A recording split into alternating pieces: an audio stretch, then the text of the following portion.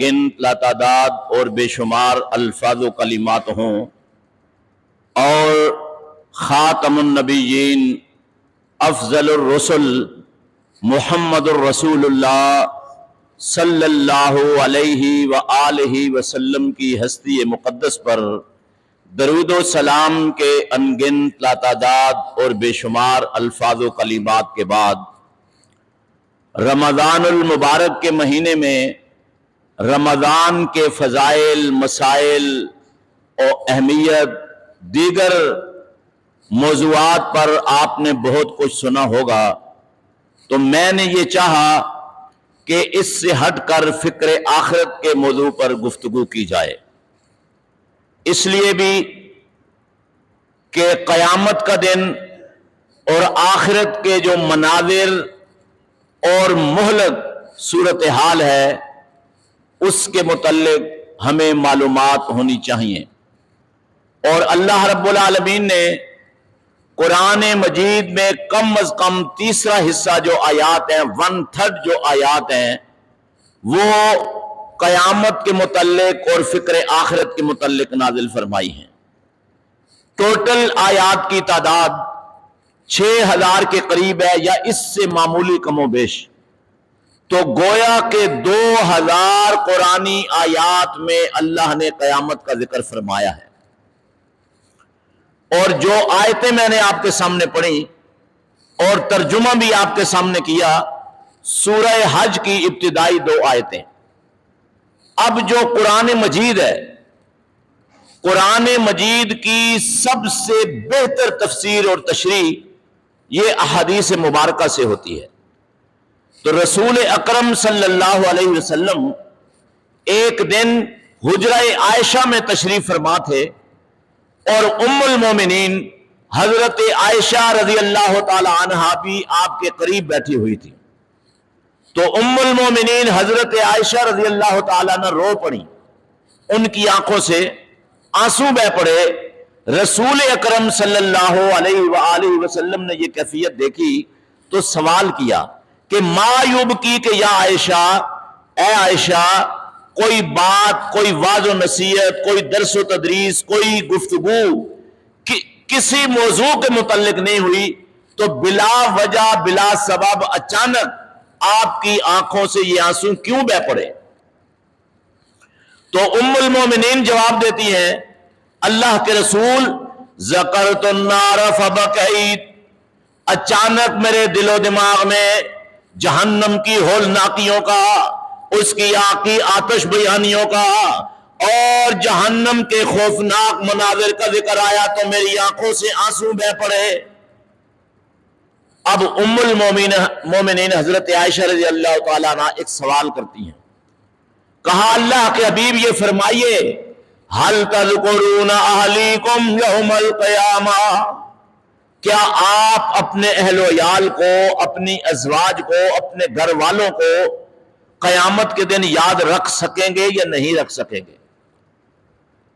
तो आप सल्लल्लाहु अलैहि वसल्लम ने जो जवाब दिया वो आज हमारे लिए इंतहाई काबिल फिक्र है। फरमाया, आयशा, 3 मकामात ऐसे होंगे, 3 मौके ऐसे होंगे कि कोई किसी को दूसरे को याद नहीं रख सकेगा। और फरमाया, अम्मा फी सलासति मवातिन फला यज़कुरु अहदुन अहदा, 3 मरहले कयामत के वो हैं कि कोई भी किसी को याद नहीं रख सकेगा, यहां तक कि अल्लाह का जो रसूल है और नबियों का जो इमाम है, नबियों का जो खतीब है, जो खातिमुर रुsul है और अल्लाह की जात के बाद इस कायनात में सबसे ज्यादा मर्तबे और फजीलत का हामिल है, फरमाया वो भी अपने अहलो याल को याद नहीं रख सकेगा। अब 3 मरहलों की आपने वजाहत फरमाई। फरमाया, पहला मरहला, लोगों के हाथ में अमाल नामे दिए जाएंगे। ये जो अमाल हम करते हैं, अच्छे और बुरे दोनों, इन दोनों अमाल को लिखने के लिए अल्लाह ने 2 फरिश्ते हमारे कंधों पे मुकर्रर कर दिए, एक दाएं जानिब और एक बाएं जानिब, एक सीधे हाथ और एक उल्टे हाथ। और फरमाया, इज़ यतलक़्क़ल मुतलक़्क़ियानि अनिल यमीन व अनिश शिमाल कईद, دو فرشتے آپ کے کندھوں پر بیٹھے ہوئے ہیں، یمین یعنی دائیں طرف، شمال یعنی بائیں طرف. اور وہ کیا کرتے ہیں؟ فرمایا جب کوئی بندہ کوئی کام کرتا ہے، جیسے ابھی آپ نے نماز پڑھی، اس سے پہلے آپ نے وضو کیا، پھر آپ سنتیں پڑھیں گے، اب آپ واز سن رہے ہیں، تو یہ سارے نیک اعمال کو دائیں طرف کا فرشتہ لکھ لیتا ہے. اور وہ لکھنے میں اتنا چوکس ہے کہ یہ جو اکاؤنٹ سیکشن ہے دنیا میں، سرکاری محکموں میں اور غیر سرکاری محکموں میں سب سے حساس یہ اکاؤنٹ سیکشن ہوتا ہے. یہ آپ کے دائیں بائیں بینک ہے، اگر 10,000 5,000 کا مسئلہ آگے پیچھے ہو جائے تو وہ رات تک بیٹھے رہتے ہیں اور وہ اپنا دماغ کھپاتے رہتے ہیں بھئی یہ پیسہ کہاں گیا. تو اب یہ فرشتے لکھتے کیسے ہیں؟ ما یلفظ من قول الا لدیہ رقیب عتید. فرمایا جب بھی کوئی بندہ کوئی کام کرتا ہے تو چوکس فرشتہ، باخبر فرشتہ، انتہائی ایکٹیو فرشتہ فوری طور پر اس کے اعمال کو لکھ لیتا ہے. اور نیک اعمال کتنے سے شروع ہوتے ہیں؟ من جاء بالحسنۃ فلہ عشر امثالہا، کہ نیک اعمال جو ہیں وہ کم از کم 10 سے شروع ہوتے ہیں. یعنی ایک نیکی آپ نے کی تو 10 کا ثواب. اور برے اعمال کہاں سے شروع ہوتے ہیں؟ وَمَنْ جَاءَ بِالسَّيِّئَةِ فَلَا يُجْزَىٰ إِلَّا مِثْلَهَا. برے اعمال، ایک عمل آپ نے کیا تو 10 برائیاں نہیں لکھی جائیں گی، صرف ایک لکھی جائے گی. یعنی یہ بھی اللہ کی بڑی مہربانی ہے اپنے بندوں پر. فرمایا یہ جو اعمال ہیں جمع ہو رہے ہیں، قیامت کے دن سامنے لائے جائیں گے، اور اعمال سامنے لانے سے پہلے ان کی جو فہرست ہوگی، انڈیکس جو ہوگی، جیسے آپ دیکھتے ہیں کتاب ہے 100 صفحے کی، 1000 صفحے کی، 500 صفحے کی، اس کے شروع میں جو فہرست ہے اس کے موضوعات کی وہ 2 پیج پر ہوتی ہے، یا 3 پیج پر، یا 1 پیج پر. مثلا نمازیں ساری زندگی میں آپ نے پڑھی، فہرست میں لکھا ہوگا نمازیں، ان کی پھر تفصیلات آگے ہوں گی. تو یہ جو انڈیکس اور فہرست ہے یہ اللہ کے بندوں کو سب سے پہلے ان کے ہاتھوں میں تھمائی جائے گی. اور 2 طرح سے، کچھ کے دائیں ہاتھ میں اور کچھ کے بائیں ہاتھ میں. اب جن کے دائیں ہاتھ میں یہ فہرست اعمال کی، اعمال نامے تھمائے جائیں گے، دیے جائیں گے، ان کے لیے بڑا اچھا پیغام ہوگا، بہتری اور بلائی اور کامیابی کا. اور فرمایا وَأَمَّا مَنْ أُوتِيَ كِتَابَهُ بِيَمِينِهِ فَيَقُولُ هَاؤُمُ اقْرَءُوا كِتَابِيَهْ إِنِّي ظَنَنْتُ أَنِّي مُلَاقٍ حِسَابِيَهْ. فرمایا جن کے دائیں ہاتھ میں اعمال ناموں کی فہرست دی جائے گی وہ کہیں گے آؤ ہماری فہرست کو پڑھ لو، اور ہمیں امید تھی کہ ہمیں ایسی ہی فہرست دی جائے گی، اور ان کا حساب بھی آسان ہوگا. دوسرے مقام پر آپ نے فرمایا فَأَمَّا مَنْ أُوتِيَ كِتَابَهُ بِيَمِينِهِ فَسَوْفَ يُحَاسَبُ حِسَابًا يَسِيرًا. فرمایا جن کے دائیں ہاتھ میں فہرست دی جائے گی ان کا حساب بھی آسان ہوگا. اور آپ اللہ سے دعا مانگیں، دعا کریں دل و جان سے کہ اے اللہ ہمیں ان نیک بختوں میں شامل کر جن کے دائیں ہاتھ میں اعمال کی فہرست تھمائی جائے گی، دی جائے گی. اور فرمایا کچھ لوگوں کے بائیں ہاتھ میں دی جائے گی. اور کس طرح؟ وَأَمَّا مَنْ أُوتِيَ كِتَابَهُ بِشِمَالِهِ فَيَقُولُ يَا لَيْتَنِي لَمْ أُوتَ كِتَابِيَهْ وَلَمْ أَدْرِ مَا حِسَابِيَهْ يَا لَيْتَهَا كَانَتِ الْقَاضِيَةَ. جن کے بائیں ہاتھ میں فہرست دی جائے گی وہ کہیں گے کاش کہ ہمیں یہ فہرست نہ ملتی اور اس سے پہلے ہمیں موت آ جاتی. موت اس کائنات کا سب سے کنفرم اور برحق مسئلہ ہے، لیکن مرنا کوئی نہیں چاہتا. ایک آدمی بیڈ پہ ہے، ایک مریض آخری سانسیں لے رہا ہے، آپ اگر جا کر صرف ایک ہی جملہ کہہ دیں کہ اب اللہ تعالیٰ آپ کو اچھی طرح سنبھال لے تو وہ ہاتھ جوڑے گا، کہے گا خدا کے لیے زندگی کی بات کرو، امید کی بات کرو، کیوں آپ میرے مرنے کی بات کر رہے ہو؟ یعنی کوئی بندہ، لیکن وہ بندہ کس کیفیت میں ہوگا آپ اپنے دماغ میں اندازہ لگائیں کہ وہ کہے گا مجھے یہ زندگی نہیں چاہیے۔ اور یہ جو برے اعمال کی فہرست ہے یہ بائیں ہاتھ میں جو تھمائی جائے گی پیچھے سے، مفسرین نے لکھا ہے کہ برے آدمی جو ہوں گے ان کا دایاں ہاتھ یہ گردن کے ساتھ باندھ دیا جائے گا قیامت کے دن، اور بایاں ہاتھ پشت پر باندھا جائے گا تو پشت پر سے ہی ان کو فہرست تھمائی جائے گی۔ اور قرآن میں ہی رب کا ارشاد ہے وَأَمَّا مَنْ أُوتِيَ كِتَابَهُ وَرَاءَ ظَهْرِهِ فَسَوْفَ يَدْعُو ثُبُورًا وَيَصْلَىٰ سَعِيرًا، فرمایا جس کے بائیں ہاتھ میں پیچھے سے فہرست تھمائی جائے گی وہ تو بربادی کو پکارے گا اور وہ آگ میں جلے گا، آگ میں جلایا جائے گا۔ تو فرمایا پہلا مرحلہ یہ، اور اللہ سے دعا کریں کہ اللہ ہمیں ان بدبختوں میں، برے بندوں میں قیامت کے دن شامل نہ فرمائے جن کے بائیں ہاتھ میں فہرست تھمائی جائے گی۔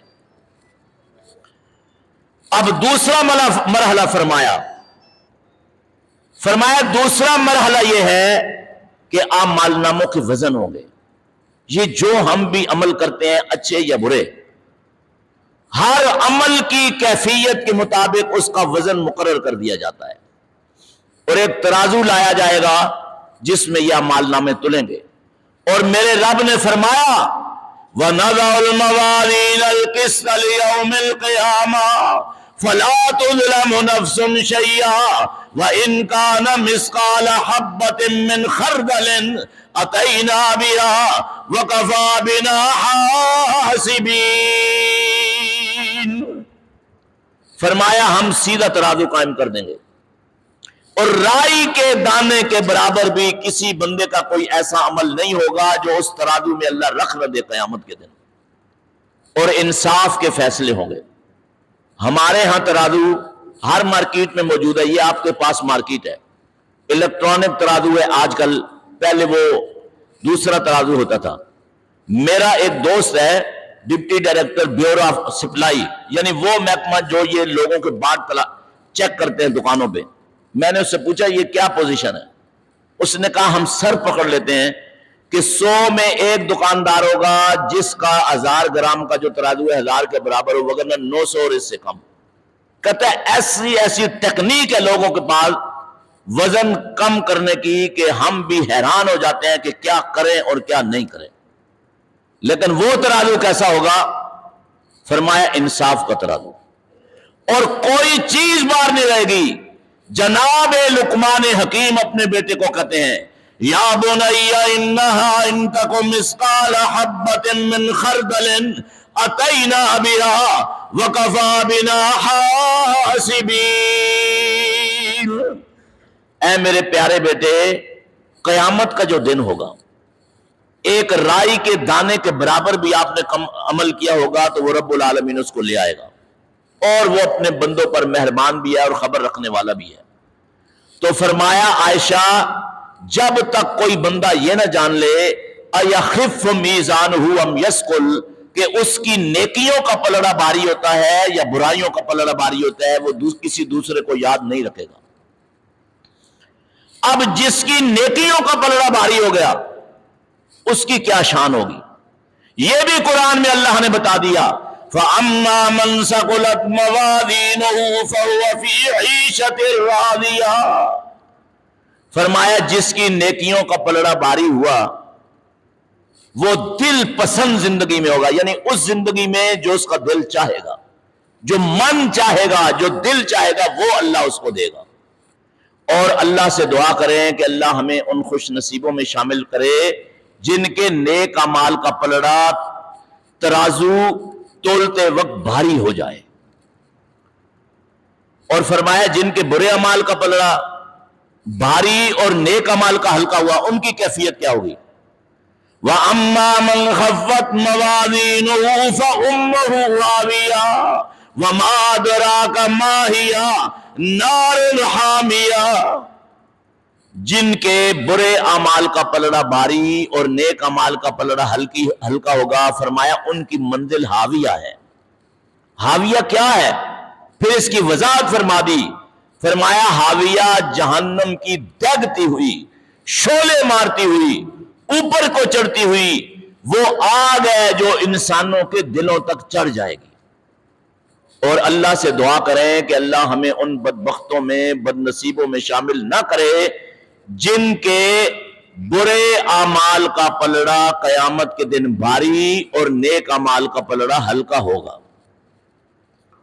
اور آپ صلی اللہ علیہ وسلم نے پھر تیسرا مرحلہ بتایا، فرمایا عائشہ وعند الصراط، پل صراط پر سے جب گزرنا ہوگا، ایک باریک پل اللہ جہنم کی پیٹھ پہ رکھے گا، یعنی جہنم نیچے ہے، پل پر سے گزر کے اوپر جنت کی طرف لوگ جائیں گے۔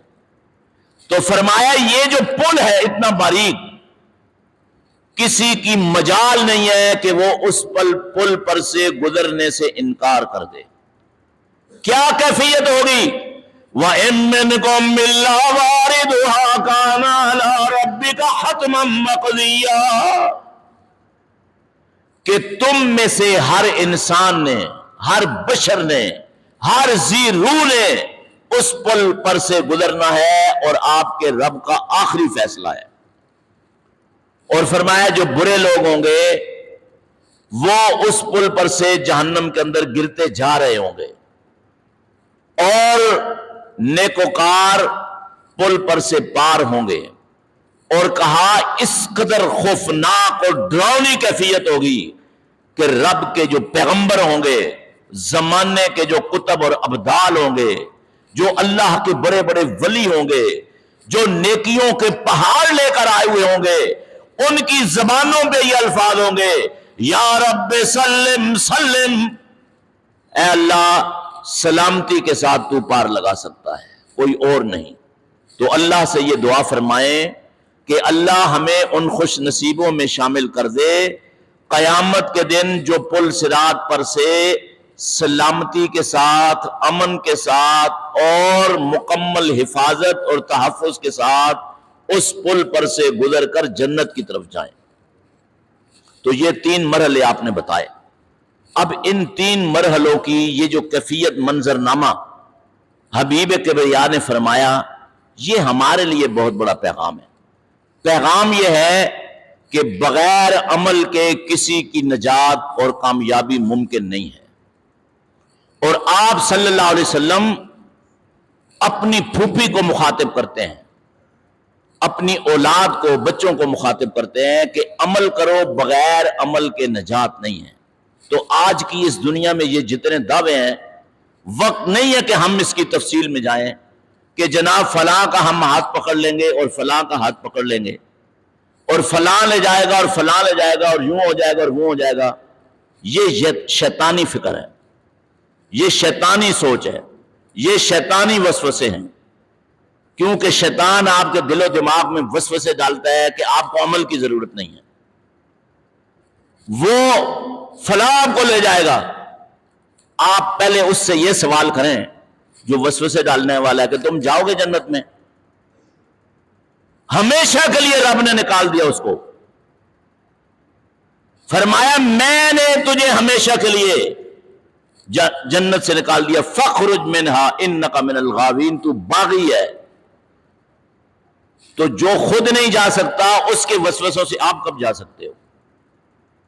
یہ بات سمجھنے کی، اپنے اہل و عیال کو سمجھانے کی، اپنے دوستوں کو بتانے کی، اور یہ جو معاشرہ ہے اس معاشرے میں اس بات کو عام کرنے کی ضرورت ہے کہ نیک اعمال، خلوص کے ساتھ کیے گئے اعمال، رب کی رضا کے لیے کیے گئے اعمال، تقوی کی بنیاد پر کیے گئے اعمال، یہ آپ کی کامیابی کا سبب اور ذریعہ بنیں گے، اور دنیا کی کوئی اور چیز آپ کی کامیابی کا ذریعہ نہیں بن سکتی۔ اللہ رب العالمین سے دعا ہے کہ اللہ تعالی ہمیں صحیح معنوں میں عمل کرنے کی، قرآن و سنت کو اپنانے کی، اس کے مطابق زندگی کو بسر کرنے کی، اور اس کی لوگوں کو عام دعوت دینے کی توفیق عطا فرمائے۔ وما علینا الا البلاغ المبین۔